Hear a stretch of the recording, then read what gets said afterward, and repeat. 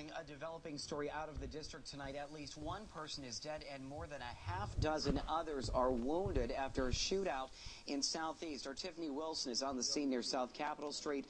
Very latest. Tiffany, good evening.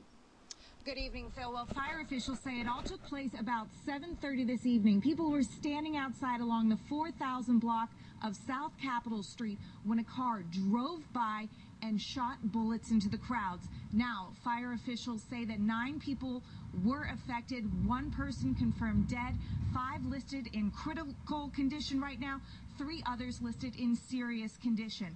Fire officials say that one of those victims was a teenager, the rest were in their 20s and 30s. Chief of Police Kathy Lanier is at the scene, and she says police are holding 3 people in custody. At this hour, they are not being called suspects.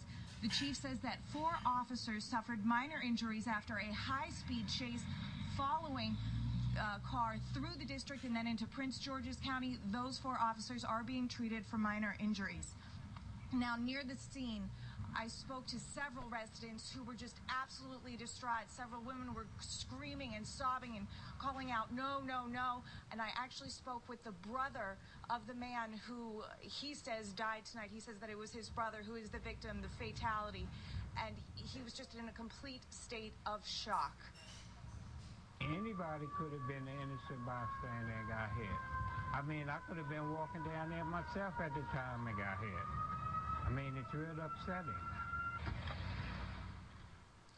Now, the man who you just heard from, he was an area resident, and he was just very thankful that it wasn't him who was out there at that hour. And police are looking into the motive, wondering whether this may be a case of retaliation. In Southeast, Tiffany Wilson, News Channel 8. All right, Tiffany, thank you very much. And one other note on this story here. We do understand police sources say this could, in fact, be related to the murder of a man earlier this month on Alabama Avenue. But as Tiffany mentioned there, the investigation into that is ongoing.